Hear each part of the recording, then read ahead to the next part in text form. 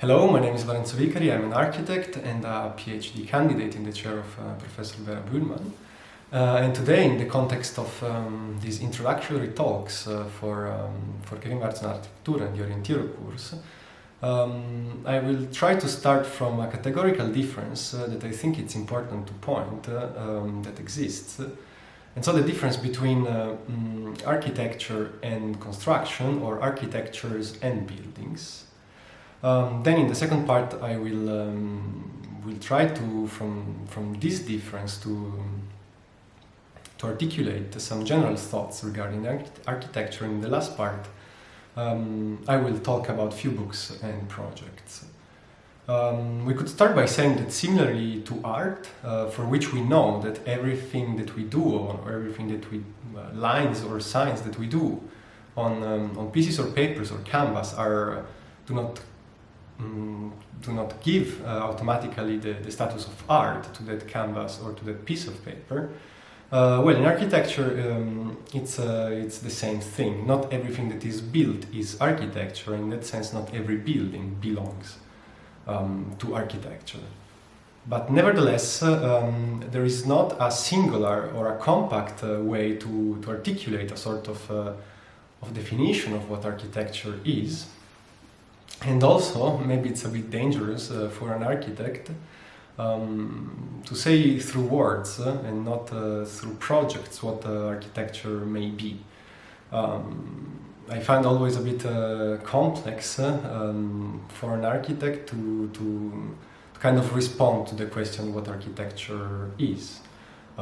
As architects, I think we are proud to show or to build models of what that could answer and articulate an answer to this question. So maybe as a way of entering in this distinction, I would like to start from Donald Judd's writings on method of art. The question of method, as Judd writes it here really clearly, cannot really be applied from the outside, or it's not really something that is independent from the works. In a certain sense, also for us architects, it seems very difficult to separate categorically the method from the process, and to somehow identify a method beforehand, so before starting, or to have it as a sort of a series of recipes, or have a method as a sort of a posteriori normalization of a process. Interestingly, Judd gives us a notion of method regarding the color red. And he writes, a red seems to have a particular quality of its own. In a work, it retains that quality, and yet it is altered and amplified by the context. Its original quality may have suggested the alteration. So somehow Judd is saying that the red as a color, as a universal characteristic, it is red. But then when it is juxtaposed, or when it belongs to a broader environment, let's say, or when it is close to other colors, it is altered and amplified by these other colors, somehow without losing its own universal characteristic. It stays red. So in short, the red knows to do two things that are two actions. The one of interference, so the red knows how to interfere with other colors, and at the same time, the red knows also how to tune with other colors. We can say that the method of the artist, or at least what Judd seems to suggest here, is that the artist's work, or the artist's action, or the artist's method in that sense, is a method that is able or capable of orchestrating these interferences and to somehow facilitate or suggest different tunings between red and other colors. And in a certain sense, differently from disciplines that follow a constructed and linear path, the study of architecture, I think, that does not adhere to such straightforward trajectory. It's not, unless viewed from an historical point of view or from historical lens, one does not simply learn architecture, But rather we can say that, that what we do is a sort of, we begin a journey, we embark on a journey to become at least more and more skilled and masterful in navigating hand in hand or in an agile way with a reservoir of references that can be likened to a network of stellar friends, quoting this passage from Nietzsche.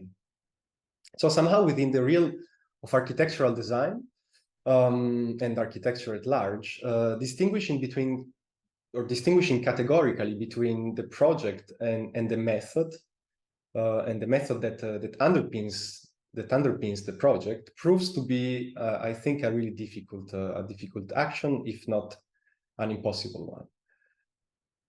Because indeed, the project and the method, they not only influence each other, they coexist in the same time.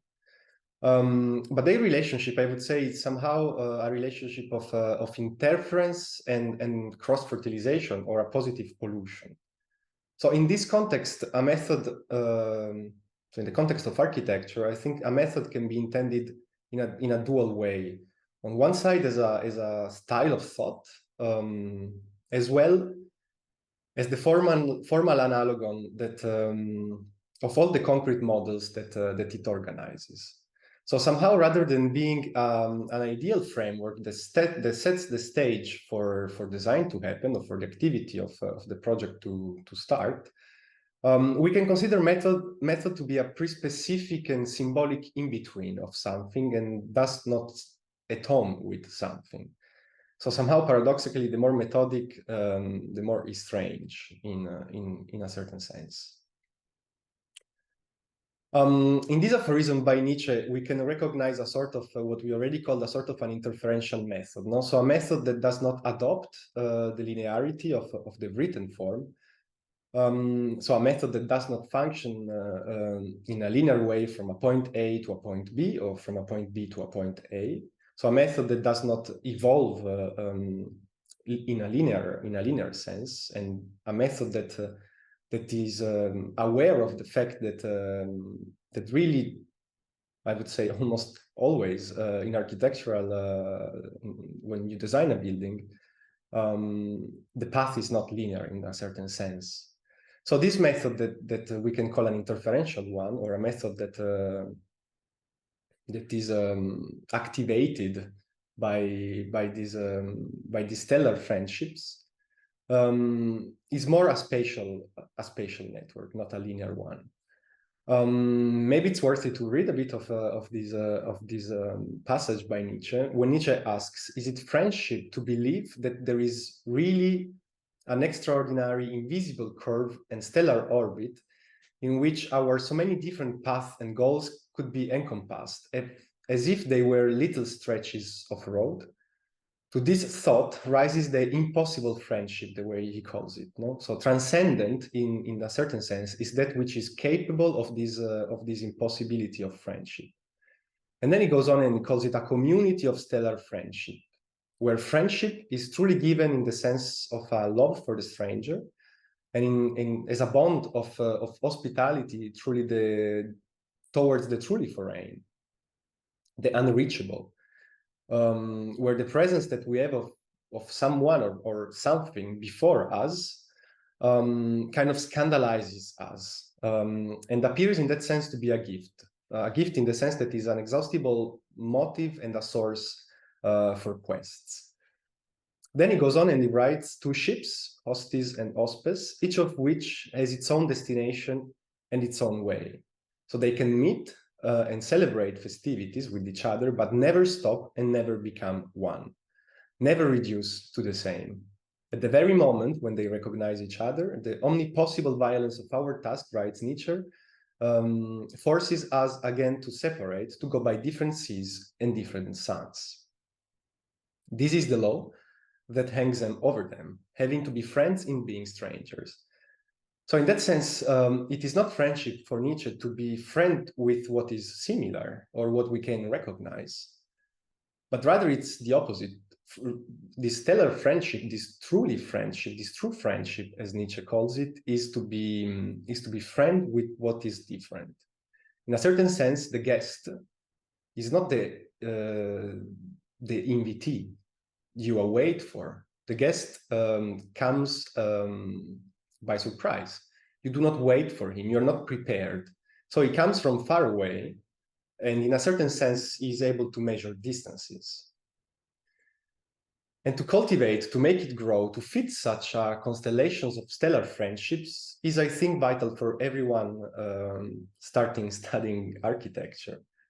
So to build our own drawing room, as the title of this talk suggests, a drawing room of stellar friends, and to take the time daily, almost as a ritual activity, to put order in, or to try to give a temporary order to this constellation of friendships, or of stellar friendships, an order that, or a constellation within which we grow in a certain sense, with an order or a constellation that nourishes our thoughts on architecture and allow us to be inventive in an objective way, which is an impersonal and universal sense, no? So this drawing room is where the first person of the I, somehow is not spoken. In there, it is the third person of the projects, of the it, that speaks. And every project, in that sense, speaks with autonomy and speaks for itself. And maybe it's worthy now, just to sketch it a bit, to comment a bit the title, even though it's always a tricky operation, or a dangerous operation to talk about titles, as they have often a fantastic nature that is able to say a lot of things and not so much at the same time.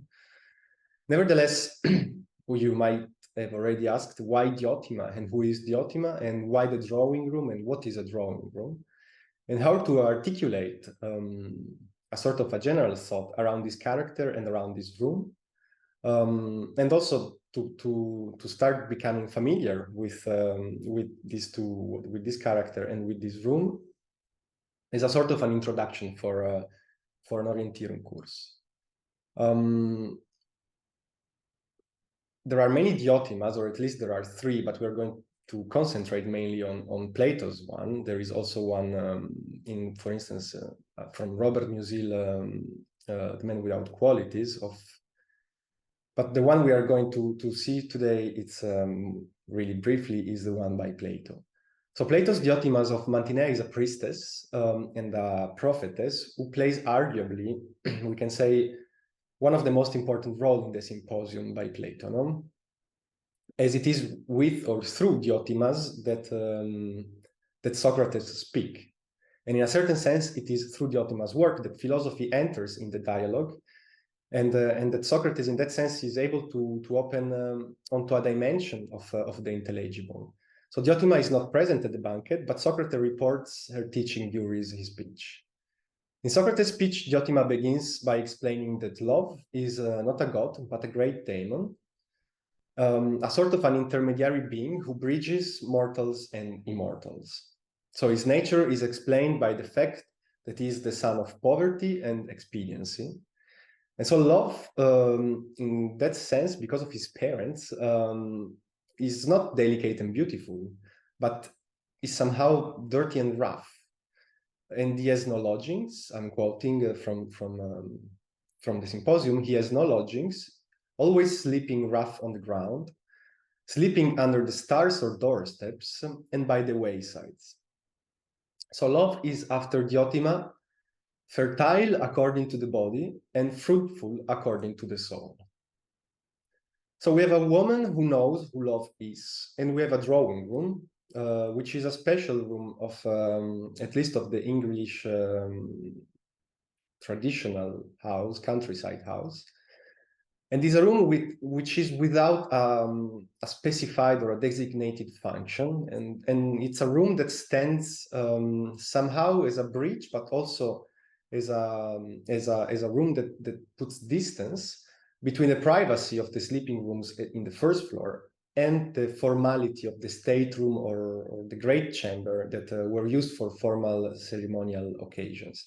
As we can see here in this project by Edwin Lutien, we see that the drawing room is somehow already after the staircase, the vertical circulation that brings from the public atmosphere of the hall and the dining room to the sleeping room the sleeping rooms in the first that are in the first floor. And the drawing room is somehow detached also from the hall and from the dining room themselves. No, it's somehow after the staircase, so you have to cross a certain threshold of privacy, because of course the staircase that would bring to the upper rooms already belongs to a certain another degree of privacy and of way of use, and it links the public life of the ground floor to the private life of the first floor. But it is after that. So somehow, in order to be invited or to stay in the drawing room, if you are a guest, indeed you need to be invited by the host. And also the drawing room, so it's not the hall, it's not the room in which there are formal meetings. It's more the room in which you can start articulating a sort of an affair with your guests. So we can also see it for us today.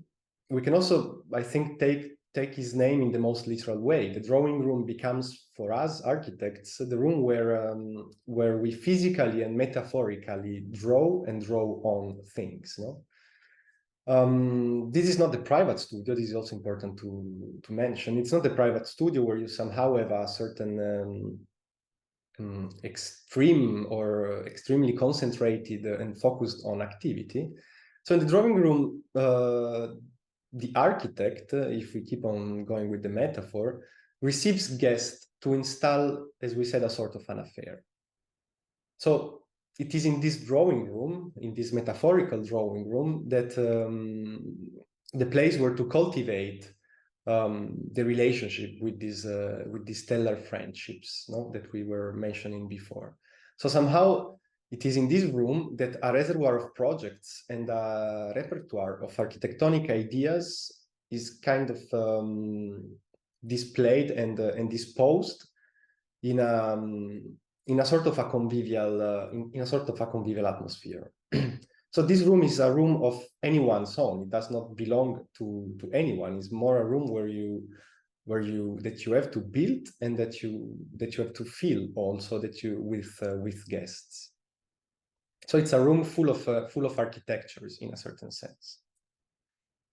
Coming back to the difference between building and architecture that I was suggesting at the beginning, we can say that there is one easy fundamental difference between the simple practice of building and architecture itself.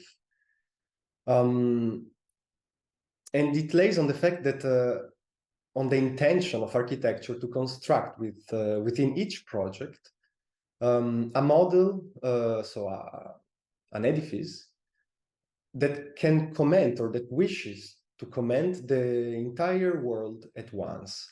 So in that sense, architecture, differently from building, is not about bringing solutions to a certain problem, but it is actually the contrary.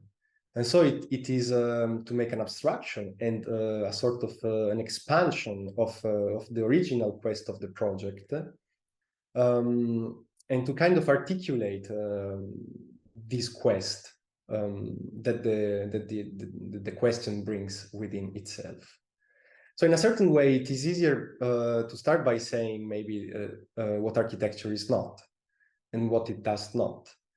Architecture, as we said, does not bring solutions, it does not solve problems, and it is not a service. On a very general level, we can say that architecture is a form of communication whose medium is space and whose spectacle is void. We're going to come back to this point a bit later. Also, we can add that that architecture, differently from the practice of building or from the construction, has at its core the quest of knowledge and a sort of love for knowledge. So furthermore, and maybe even a bit more clearly, architecture, we can start to see architecture as a sort of as a discipline of a double articulation.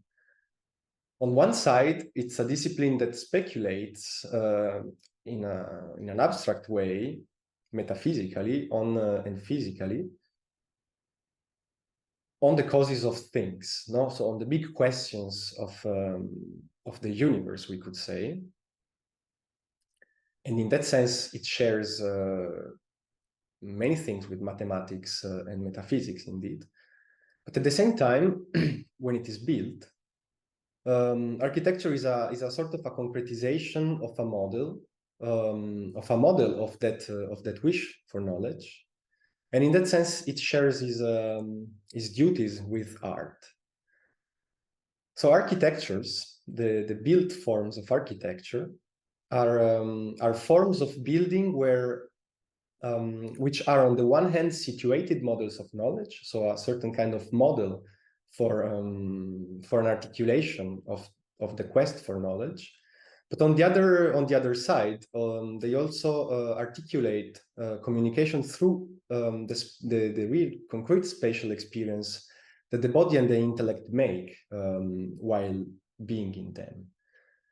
So in a certain sense, we can say that architecture is articulates a translation, or architectures articulate a translation. And they do it while being at the same time also self-reflexive, so speaking about themselves and speaking about their formation and commenting on architecture itself. So to try to make it short and probably also a bit more graspable, we can say like this: that differently from buildings, architectures do not solve anything and do not offer a certain resolution or solution for a problem, but rather on the contrary, they are commentaries of knowledge in the forms of a special experience. So in a form of a communication that happens through the experience of space. So in that sense, architecture is a discipline, once again, that is really abstract and metaphysical and mathematical on one side, but on the other side, it is embedded, or it cares for a certain artistic quality of its own construction, no? So architecture is both abstract and concrete in that sense, ideal and real, rational and stochastic, so able to accept or to actually welcome a sort of a probabilistic thinking. It is both reflexive and inventive. It speaks about itself, but at the same time, it quests for the question of knowledge regarding its own formation. So in a certain sense, when every time that we make an experience of architecture, we do it both with our body and with our intellect. So when architectures are built, when we have works of architecture that are built, they are not the representation of a certain ideal system. And they are not parts of this universal knowledge. Rather, they are a particular embodiment of it. So they are metaphorical relationships between space-time and mass. They are models whose systemic character is articulated, we can say, through the way they are disposed, no? So through the way that the project is thought in its sequences of spaces, and in that sense, in his articulation of plan and section. So we can say that works of architecture are every time models of this articulation of the void. And it is precisely about void that that in our metaphorical Diotima's drawing room, discussions or communications between different projects are articulated. Void is, in a certain sense, the spectacle of architecture. So it is what we care about the most. The way we form this void. The fact that every action that a project does, it's somehow an articulation through walls, floors, roofs, stairs, we can say, but at the same time types and elements of a certain articulation of void. And when we speak about void, there is an interesting and extremely powerful differentiation that we can draw on. So as far as we know, the first who spoke about void was Anaximander from Miletus,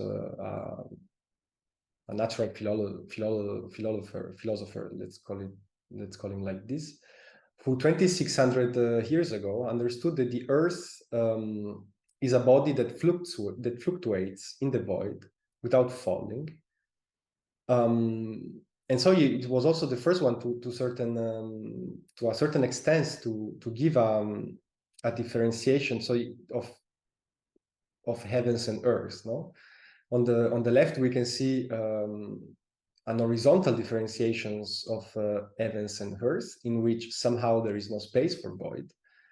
On the right, we see that the Earth is somehow fluctuating in the middle of the heavens, and in this fluctuation, the fact that it stays in the middle of the void, Anaximander offered us a certain different understanding of void. So, for instance, civilizations like Mayas or Mesopotamians, they had this kind of horizontal differentiation of the earth below and the heavens above. While for the Greeks after Anaximander, the heavens were all around the earth. So void was all around a certain kind of mass that was the earth.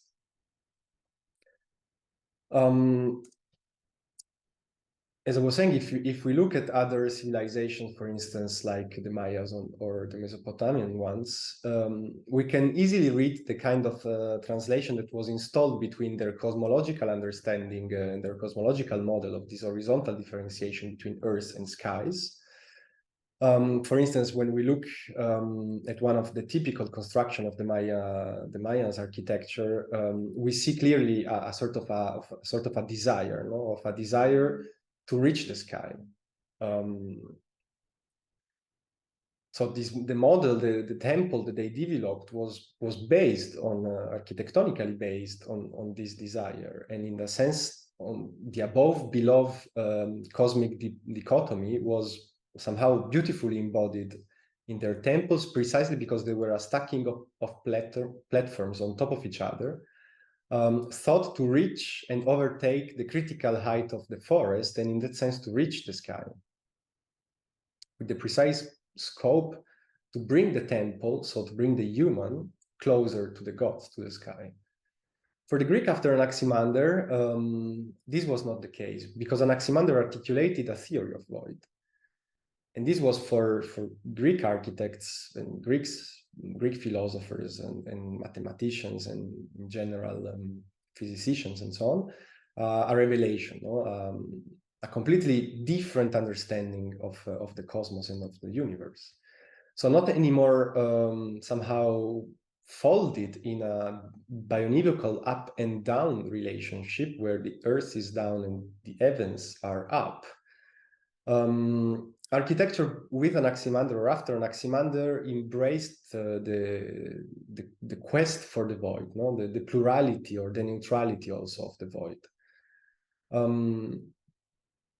The void was not anymore somehow standing for the impossible equilibrium of gods and humans, but the spectacle of the void opened the way for architectonic ideas. No? With the void, somehow architecture got paired with metaphysics, in the sense that void is a metaphysical category, and architecture started to take care of this formation of the void. So when we observe the plan, for instance, of two fundamental buildings of the Western tradition, the Parthenon on the left and the Pantheon on the right, we can somehow observe a sort of an orthogonal disposition of the boundaries, so of the let's call them facades, or the way the facades are articulated. And also in that sense, a complete opposite bounding and formation of the void. So the Parthenon on the left is made through a porous perimeter full of columns, through which somehow light goes through and percolates into the building. No?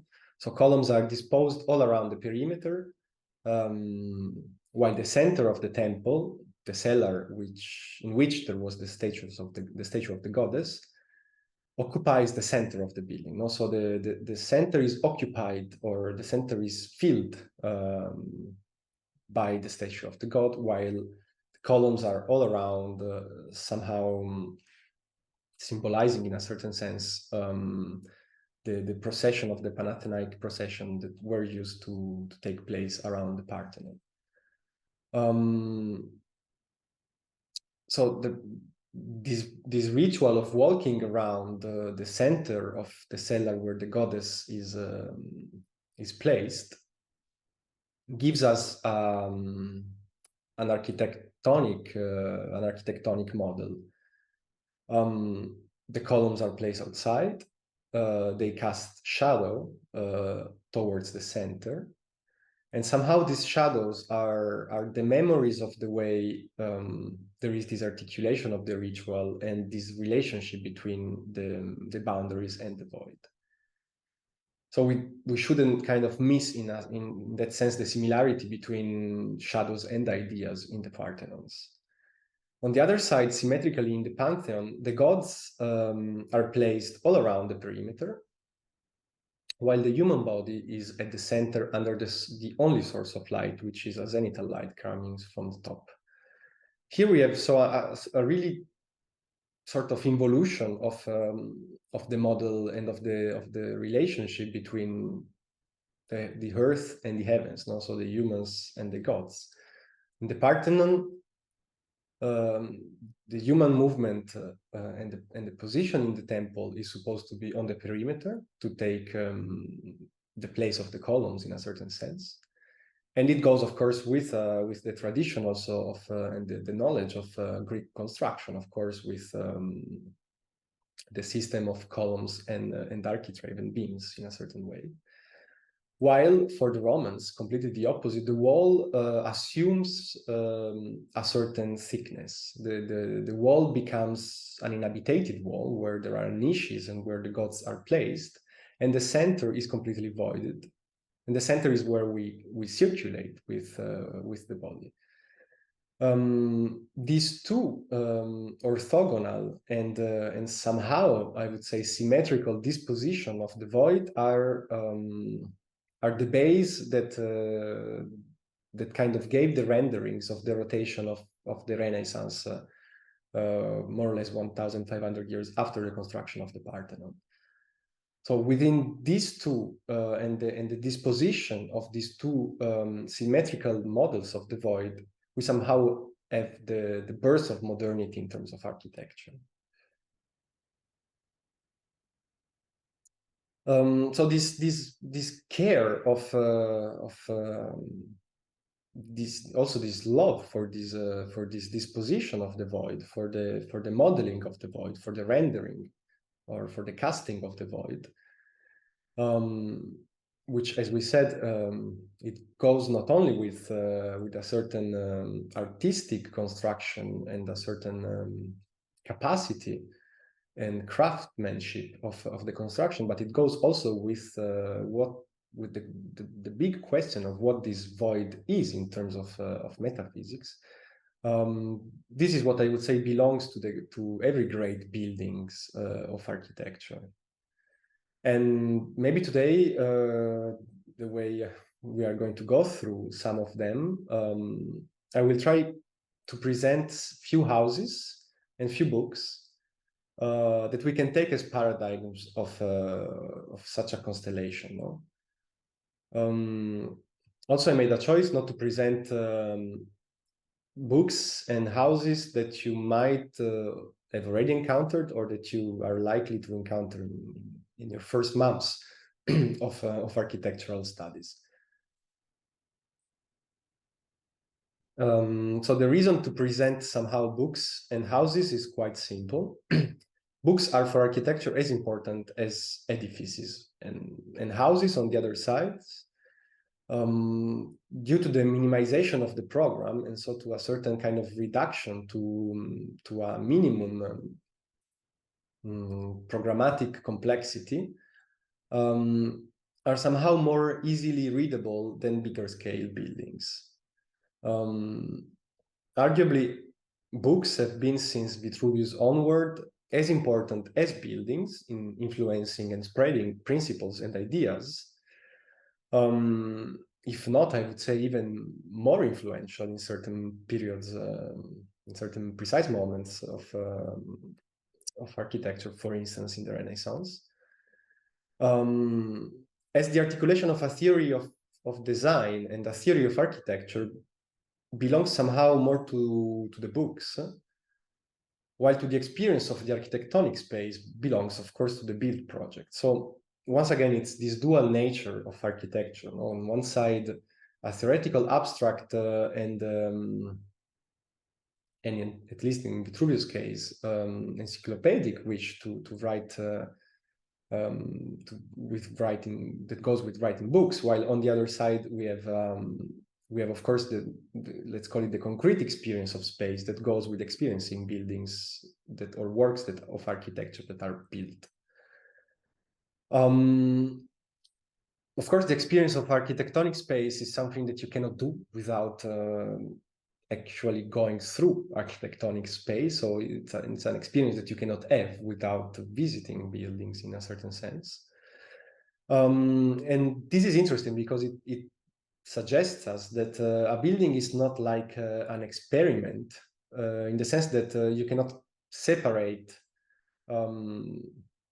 the result from the experiment itself. No, it's impossible to you cannot obtain the knowledge somehow and get rid of the building, or you cannot take a picture and then tear the building down, because this would make it disappearing, the certain kind of model of that architectonic space in particular renders. So, and as we said, houses as a reduction of programmatic complexities to minimal terms are somehow more approachable models to understand the commentary of the world that goes with them, and also to start or somehow training our way of looking at them. So, as it is evident that nobody can comprehend the world of in its entirety. Also, we said that that great architectures have this kind of general wish to make a comment on the world in its entirety, to speak about the world at large. But of course, this is not possible in terms of the quantity of knowledge that that one should should embrace to do that. So it is evident that nobody can comprehend the world in its entirety. And therefore, we can proceed by abstraction and by metaphorical articulations. So in a certain sense, humans seek to arrive to an understanding of this entirety by means of abstraction and detachment, no? And in this sense, a house really is a model of the world. It represents an order that we cannot perceive in the world, but the house makes it perceptible. You can perceive it, you can experience it in the scale model of the house. So inside the house, the world is contained. So order within the greatest ocean of noise is somehow the temporary rendering of houses. Not only houses, but houses in that sense are easier to or more understandable in a certain sense. So a house, therefore, is never a closed system. It is an open system. Starting, therefore, from the books, I would like to start from this little book by the Swiss architect Livio Vacchini, who writes here about 12, he called them masterpieces, and masterpieces or chef d'oeuvre. Masterpiece is a tricky word. But anyway, he writes about 12, let's say, capital works of architecture from an architectonic angle. Somehow there are not historical or critical or cultural considerations in Vacchini's argumentation. So what Vacchini brings about are architectonic questions within which he confronted himself daily and on which he elaborated models through the constellation of these works. We can somehow see this book as an example of a certain Diotima's drawing room on paper. No? So here it's probably Vacchini's room, the one that he cultivated through his entire life in a certain sense. And in here, Vacchini shows how to approach works that, despite being far in time and space, are somehow always able to condensate a commentary on the world, and to propose an architectonic formalization of this commentary. No? So this book, this is a book that I would have liked to encounter really early in my studies, because it has this extraordinary capacity to be simple. In a certain, the reading of this book is somehow simple, but what is contained is extremely profound at the same time. So it's a book that I think it's important or good to encounter early, because somehow in this little book, the scope of Vacchini's works found themselves a certain sense, because they are able to cultivate certain friendships, no, as we were saying before. And so, as you can see from the table of contents, there are projects and architectonical works from all over the world, from Stonehenge to Le Corbusier, passing through the Edirne Mosque and Borromini's Santiva la Sapienza in Rome to Mies Neue Nationalgalerie.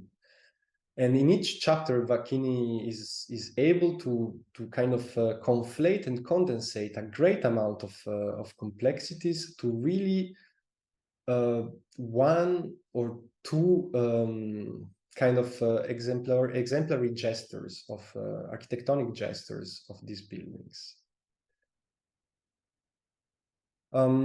This second book is a book by Iñaki Abalos, a Spanish architect. And what this book does, it kind of brings us around and inside 7 houses of modernity and their intrinsic lifestyle. This is not a manual, however, of a certain residential architecture, nor does it try to set out a certain kind of instructions on what to do when making houses. So it has somehow not a practical aim. Its aim, if we can call it like this, is to make the reader aware of certain links between different forms of thinking, of seeing the world, and the relationship that these different understandings or comprehensions of the world have with precise or specific lifestyles on one side, and the way design strategies are somehow hidden in these lifestyles or in this formalized lifestyle. So in a certain sense, the houses in this book are seen for their philosophical missions, somehow to kind of provide the material sufficient for dwelling.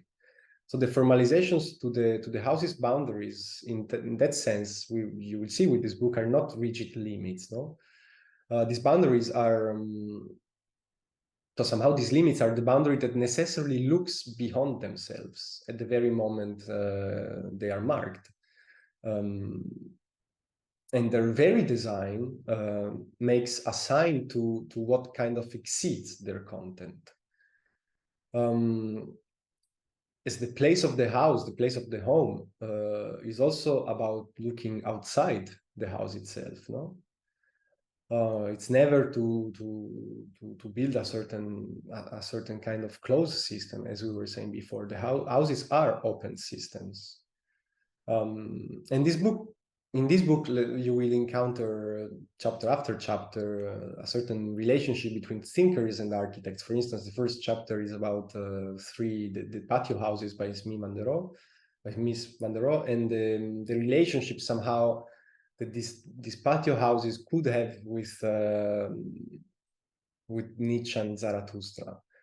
So the first chapter, for instance, is called the Zarathustra House, and it is about the patio houses by Mies. But then in the second, you would encounter Heidegger and this hut in the Black Forest, and then Warhol and this factory, Picasso and this villa in Cannes, the Californian lifestyle of the case study houses, Jacques Tati and these movies, and so on.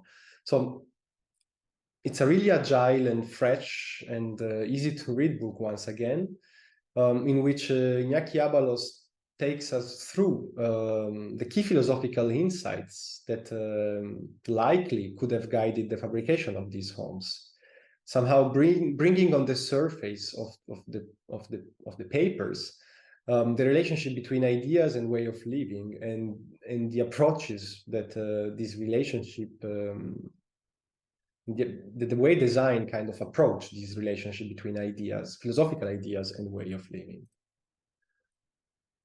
This book is definitely less approachable and more difficult, and maybe it's a bit too much for a first year. But in a nutshell, it gives us a beautiful and profound comprehension of architecture and its dual nature of art and science, or this dual, this double involution of architecture itself. So to this regard, as we can observe already from the cover, the entire project of the book somehow is already brought on the cover, because as we can see, we see an architectural frames whose inscriptions and allegories read from left to right, and from the base to the pediment, and from right to left, and from the pediment, from the top to the bottom, already reflects this double orientation of the discipline, inflected both towards theory and practice, which was already contained in Vitruvius' definitions of architecture, and that Scamozzi somehow emphasized. This book is from this Renaissance architect Vincenzo Scamozzi, which gives us really, as you can see from the two statues on the left and on the right, a kind of symbolization of this dual nature of architecture. On the one side, being theoretical, with the statue on the left, pointing upwards, and on the other one being practical. So the statue of the Experiencia, which points somehow down to the concrete things of the daily living, no? So somehow the practice or the experience that architecture brings about in that sense is the one of measuring, at least in the Renaissance.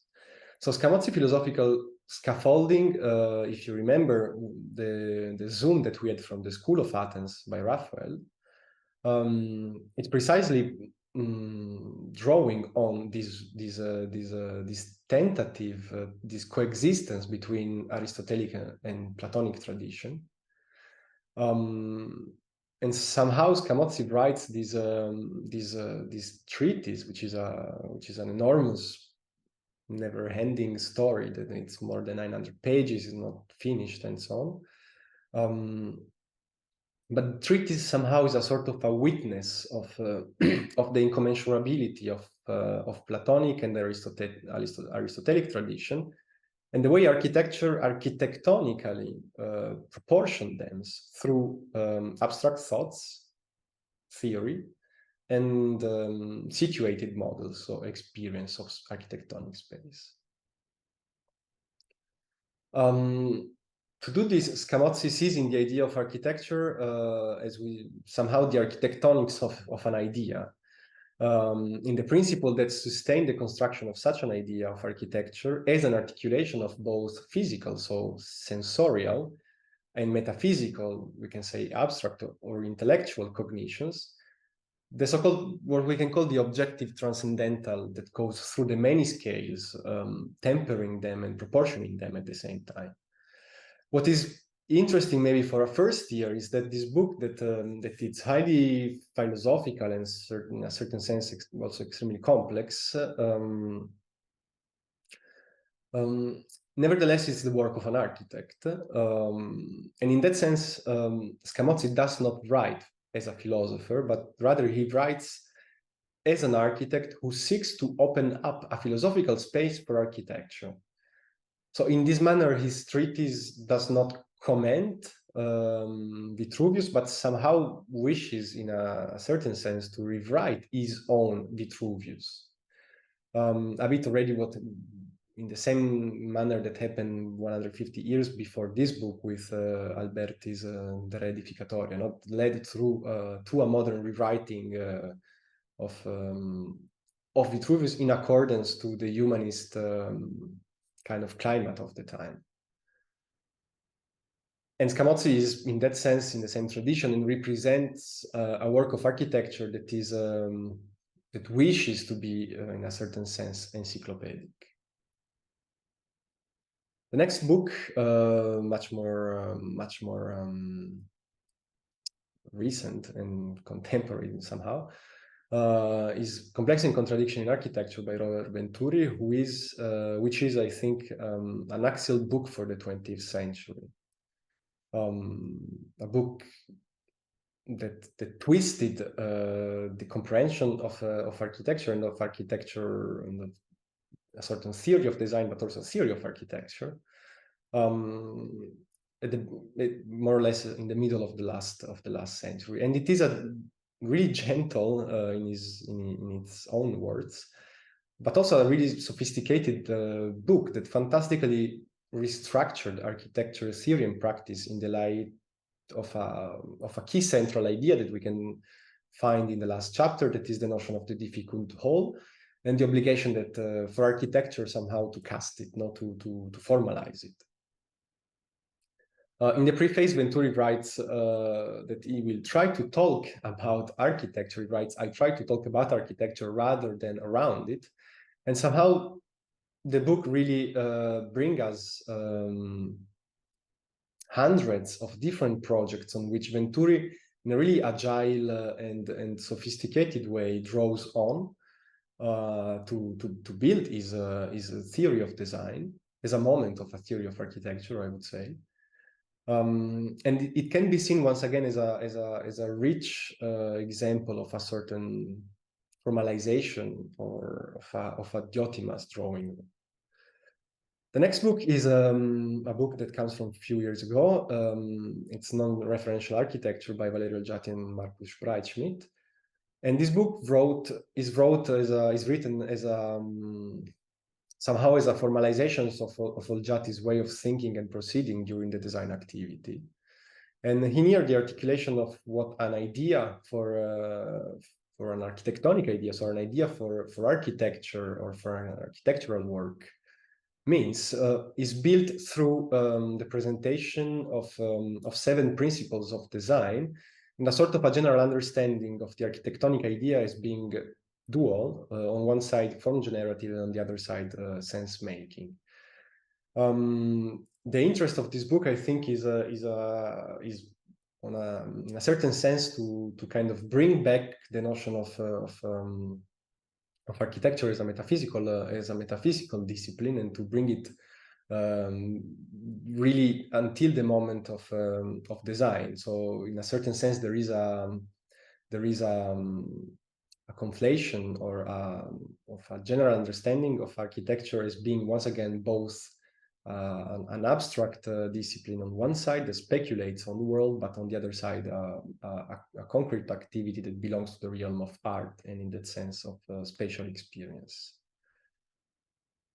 The next book is more of probably, it's another example also.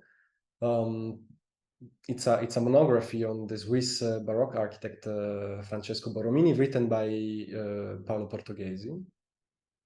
And I wanted to show you this because somehow Portoghesi wrote this beautiful monograph, and in my perception, the most complete and the most profound also understanding on Borromini's architecture.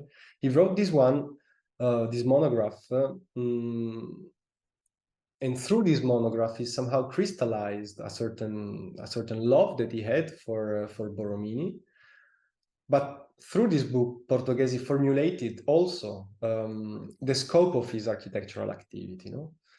So Borromini is for Portoghesi somehow the stellar friend par excellence, is the stellar friend to which he always comes back. Even if Portoghesi is aware somehow of the impossibility of a simple superimposition with Borromini's architecture for many reasons. But this book, I think it's a really great work of an architect on the work of another architect.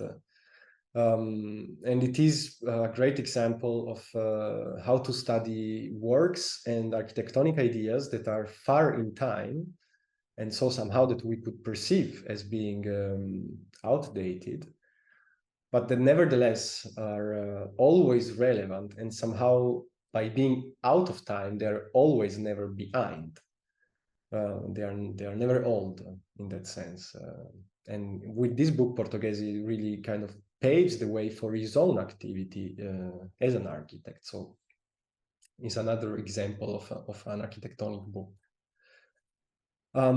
This book by Grassi, as you can see, was published in 1967. It belongs to the really dense moment of the second part, or the early second part of the 60s decade.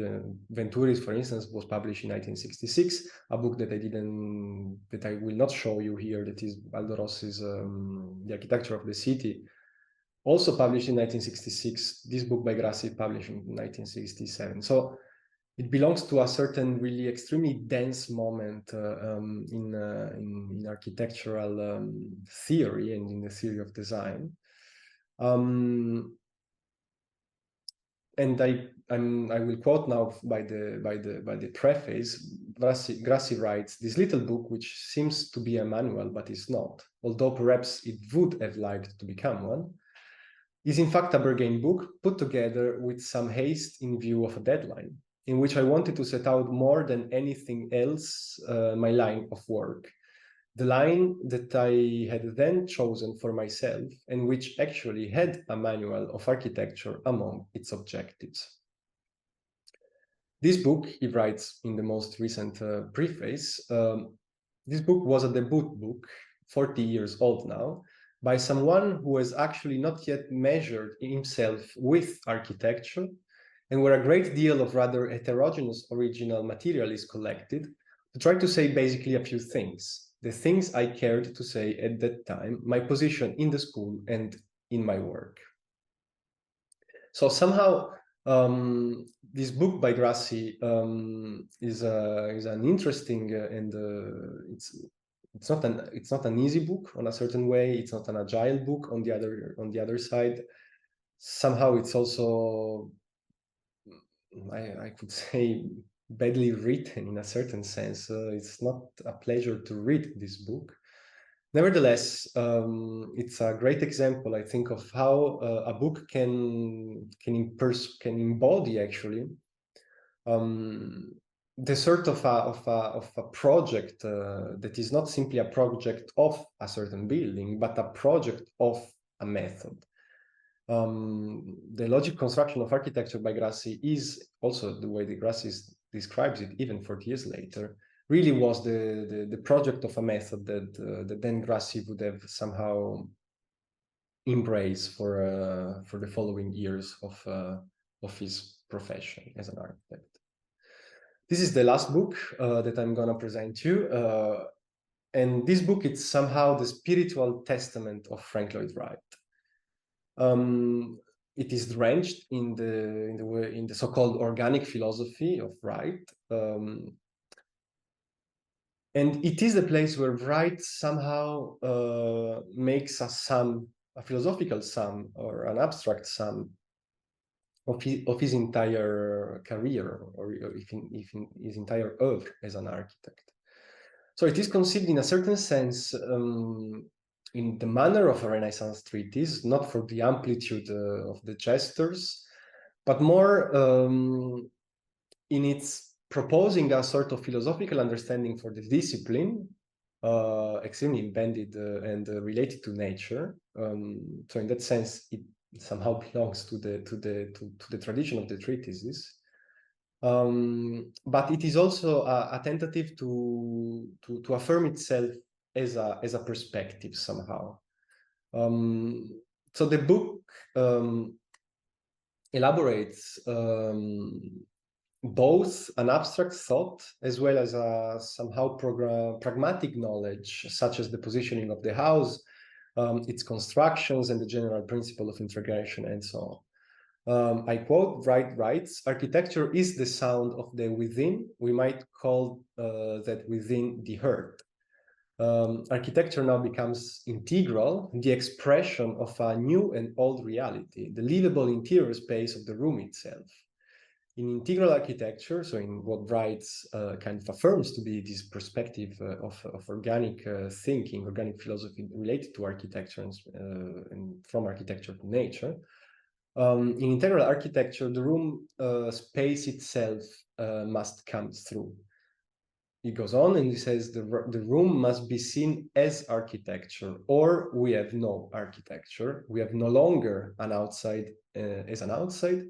We have no longer an outside and an inside as two separate things. Now the outside may come the inside, and the inside may and does go outside. They are of each other. Wright is an architect that you already might know, for his really famous house, the Falling Water one, or for the Guggenheim Museum. But Wright is an architect that you must simply go through. He built an enormous amount of projects. He wrote a lot. He belongs, of course, to the tradition of the modern masters with Corbusier and Mies. Somehow, his theoretical work is, of course, less known, at least in Europe, I would say, or in schools. I have the impression is less approached than, of course, for instance, Le Corbusier versus Architektur. The reason why I'm not presenting it today is simply because I'm sure that you're going to encounter many times. But maybe for what concerns Wright, it's easier to kind of miss his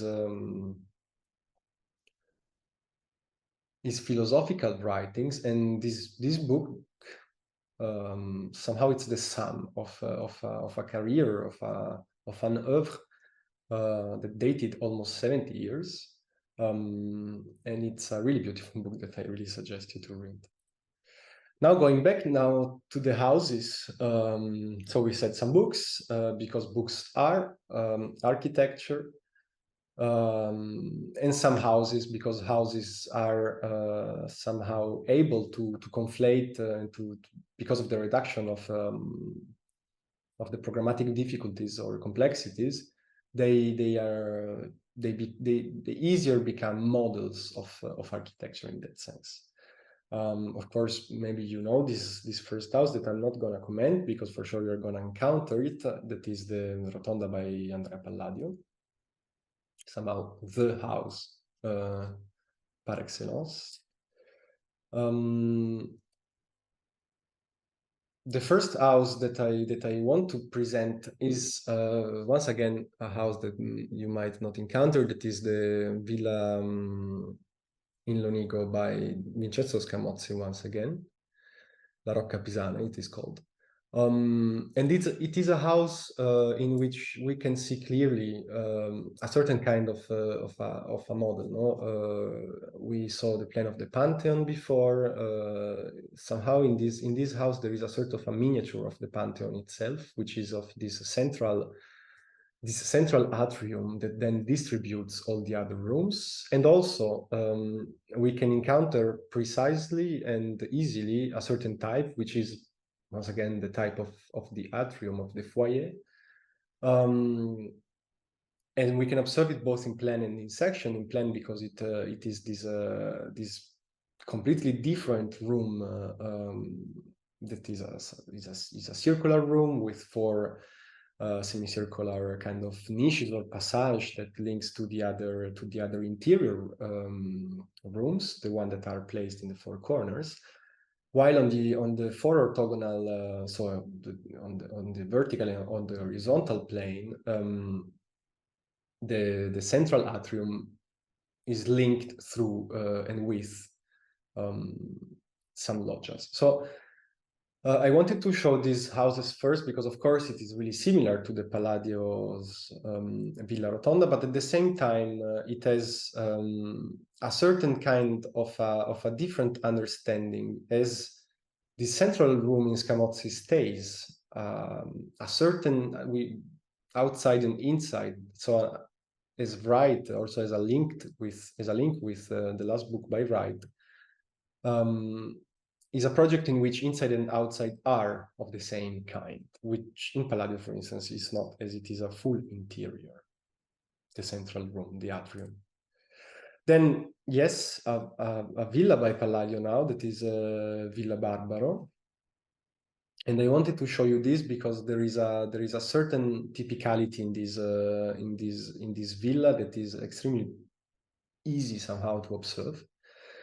And it is a certain kind of an exposition that Palladio makes to the central room, which is the room of the public activity of the house, the room where guests are received and so on, which is this room in the form of a cross that we see in the bottom part of the plan. And then there is the connection towards the two wings. So the wings for the more private spaces that links until the sleeping rooms. I think the idea of Palladio here, it was really about having a room that was a room that belonged to the landscape outside of it, because we have in this room in the form of a cross, we have four openings. We have other openings that are the doors, but we have four windows, actually three windows and one door. The three windows going outside from the house, from the villa, in the three of the four cardinal points, while the door that links to the private rooms, it is treated as a window itself, and also the perspective, the enfilade that links it towards let's call it the backyard of the house, also wishes to somehow show it as a room that is an outside, so a room that is somehow the type of a pavilion. And also the way the walls are painted, they are painted by Veronese. And they show on the walls, the frescoes on the walls, they show outside activities, and there is a certain kind of richness of the nature painted on these walls. So it is really a pavilion, this the type of this room in a certain sense.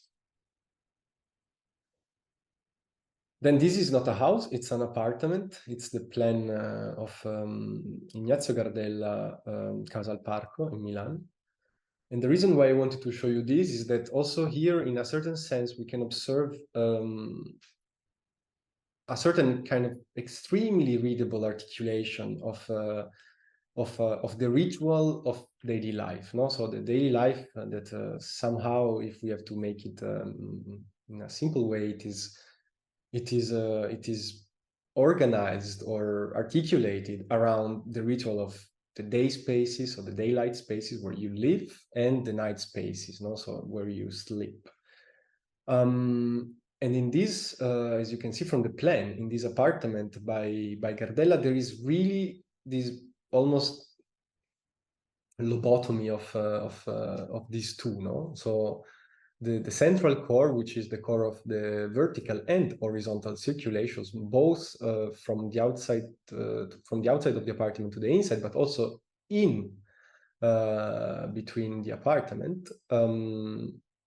The core somehow is a certain kind of link, but at the same time also a certain kind of division between these really two elongated,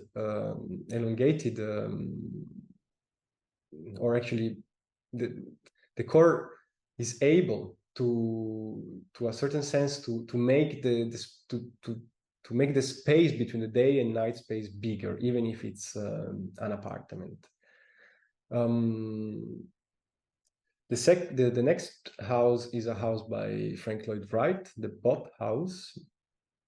And I wanted to show you this because there is clearly a type in this house that we can observe.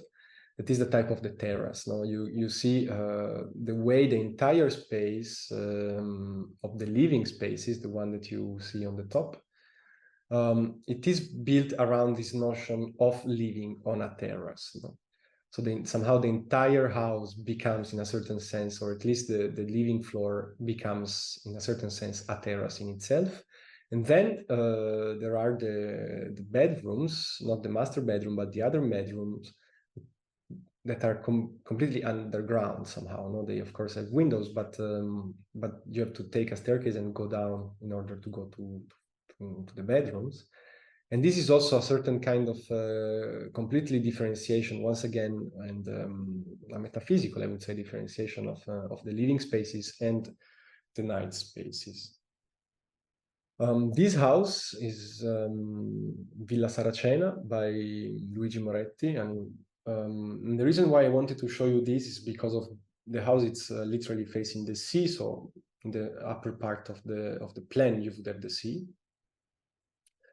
The house, it is somehow thought around a type, once again, that is the type of the corridor. No, you see it in this.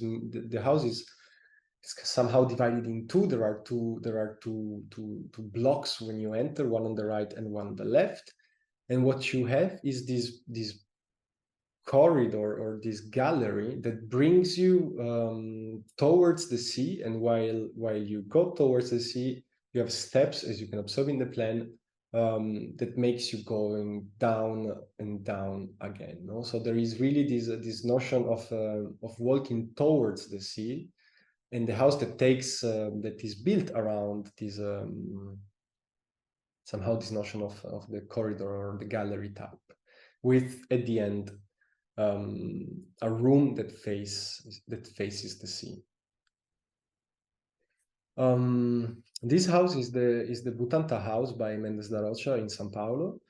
For once, it's not a plan but a section, and the reason why I wanted to show you this is because once again here we have an extremely clear type that Mendes articulated basically in, I would say, almost every house that he built, and is the type of the roof. So the entire house, the idea of the house, it is conceived to be an inhabitated roof. You know? So you would have arrived from the outside with your car, you park your car, you take the staircase, you go up, and the way also the space, it is thought, and the way the structure works by being somehow a series of beams of different heights, encapsulated really the notion of the roof in which you inhabit. So the idea of this building, the idea of this house, it's extremely clearly articulated by the type of the roof. The next house is a house by Kazuo Shinohara, and it's called the Tanikawa house. It's a countryside house, or actually it's a house in a forest. and precisely the forest is the important thing that Shinohara wants to bring in through the house. So the house, as you can see, as somehow it is divided into parts. One part that is 3 times bigger, which is an inside/outside space in which you have an earthen floor, but that is somehow quite typical for Japanese houses. But in this case, it's not a compacted earthen floor; it's a raw earthen floor. While the small 1/4 of the house that you have on the left of the plan, it's actually the winter space, as the client called it. No, the reason why I wanted to show you this house is that there is a fantastic way of Shinohara of treating this space it's a space that belongs to the forest itself. No, it's a pitched roof of 45 degrees. I suggest you to look at the sections as well. With these two pillars that are somehow tree-like pillar that you have in the middle of the space.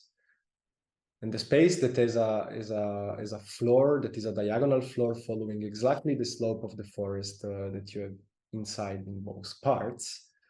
The two facades, the two horizontal facades that we see in the plan are fully glazed. So you really have this kind of traversing through the space of the house, the forest that traverses the house, no, and the structure that traverses the space of the house. And then you also have once again an extremely strong understanding of the way the differentiation of the living and the sleeping is conceived. Let's say the winter space is really small, so it's the one on the left. Then you take the staircase, you go up, and from the staircase, from the sleeping room upstairs, you have a window that looks onto this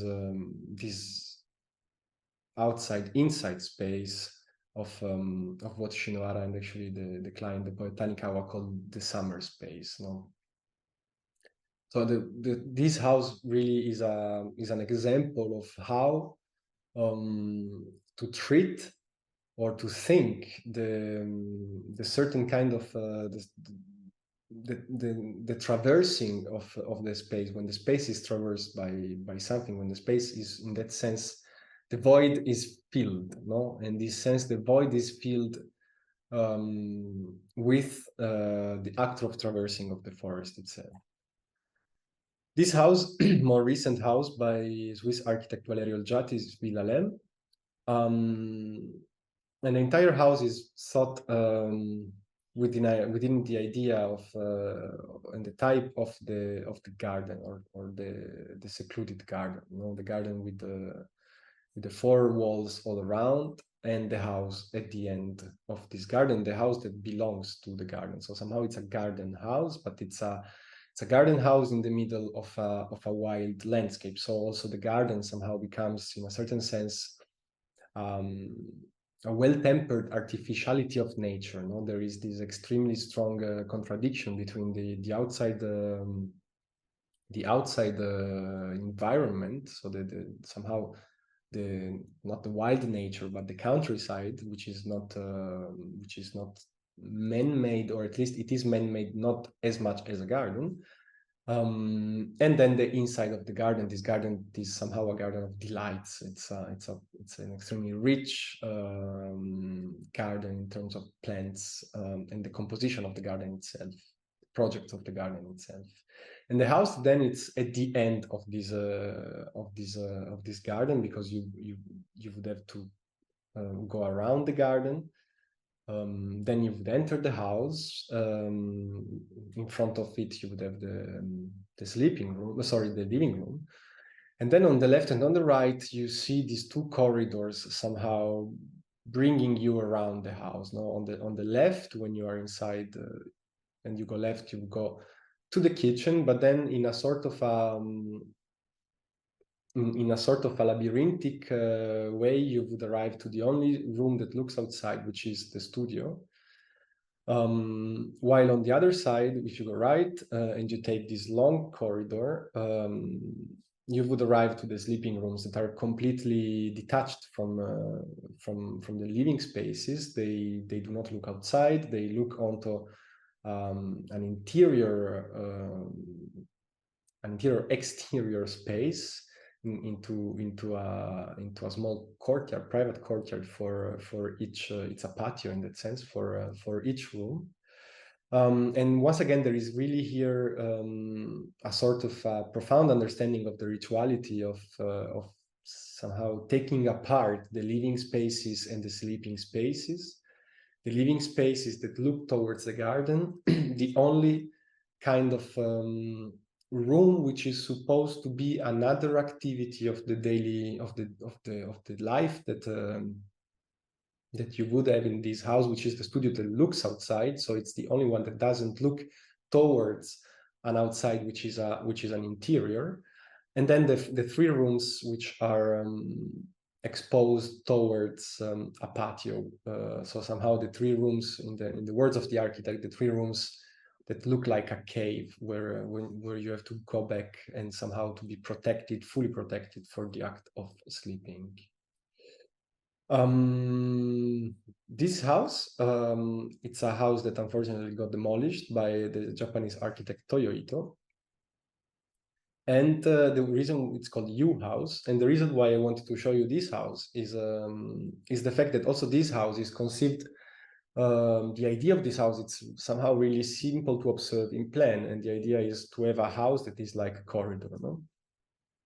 So to inhabit the corridor that is not simply anymore this somehow functional space that brings you to a point A to a point B, but the corridor itself that becomes as a building. Or so the corridor, the spatiality of the corridor, which has a really precise, in a certain sense, typicality, which is the fact of being at least narrow and long, or in which the length is bigger than the width and so on.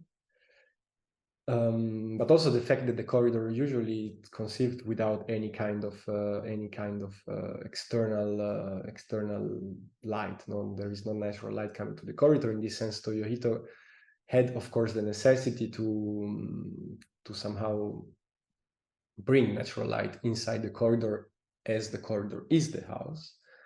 But there are really selected few openings, and also there is a certain kind of articulation from the beginning of the entrance, which is in the center, in the bottom part of the plan. Then you would enter in an entrance, and then slightly arriving to a living room or a dining room, and then the living room, and then turning, and the space gets darker and darker because the openings are less and less. So there is also some kind of a rituality from light to darkness in order to reach the sleeping rooms, which are at the end of the corridor itself. Quite similar also, or not similar, but somehow the same expression of a certain rituality of going back to the cave that we saw in the previous one. And then the last one is a house by Amancio Williams, and it is called the Bridged House for really evident reasons. And I wanted to show you this because it's once again a clear example of a model of how to think an idea for a house within a specific type in mind. Also a type that comes with a certain already, we can say, loaded amount of information on its spatial characteristic, but it comes already also with a certain kind of lifestyle embedded in those special characteristics. Of course, the type of the bridge here is extremely evident, and also the way of inhabiting a bridge, and also the fact of living somehow always in this long room, which is which are once again the day spaces. Also here we have a certain kind of extremely evident division of or separation between the night spaces and the living spaces. The rectangular is cut completely in two. So the upper part of the plan is where you have the sleeping rooms, and the lower part of the plan is where you have this living room, elongated, bridged-like living room. So thanks for listening this talk. I'm aware that many things may sound a bit abstract or difficult to grasp, especially because you just started your path into the architecture realm. And this is also why the title of this talk is Diotima's drawing room, no? Because I think that in the end, as a sum of my communication to you, I would say that the most important thing is for when one starts literally from scratch in that sense, but not really from scratch, because many things about architecture you already know. I'm sure that you have been already in many buildings, and in that sense you have been in many examples of architecture. For instance, if you have been in churches, or if you have been in palaces, or in examples in which you felt somehow that there was a certain kind of an emotional and intellectual affair between you and the building. No, I think, at least to me, when I make an experience of the architectonic space, when I visit a project, when the project is really good and when the experience of space is remarkable in that sense, I always have, when I go out then, or when I go away from the project itself, I always have somehow the same feeling of when I go out from a beautiful concert. Somehow you know that something happened in the few hours that you spent in the concert or in the project in that sense, but you cannot really say what happens. No, you might have had in that sense you had an experience of something, but to become acquainted and to become let's say literate in a certain capacity of naming that experience, well, this is not easy, and in that sense it will come with the years of learning, of studying, of somehow go visiting these projects that you like, and so on. So as a conclusion, I would say it's not really important if many things may sound at the moment abstract, not comprehensible, difficult to grasp, and so on. The important thing is somehow to start building. Your Diotima's drawing room. Also, this room where you start to receive these guests, and to guests that you have studied, no? So projects that you have studied, that you're puzzled by, that you really don't know why you like them, or you are kind of touched by them, and to start to understand why you have these somehow these guests in your drawing room in that sense.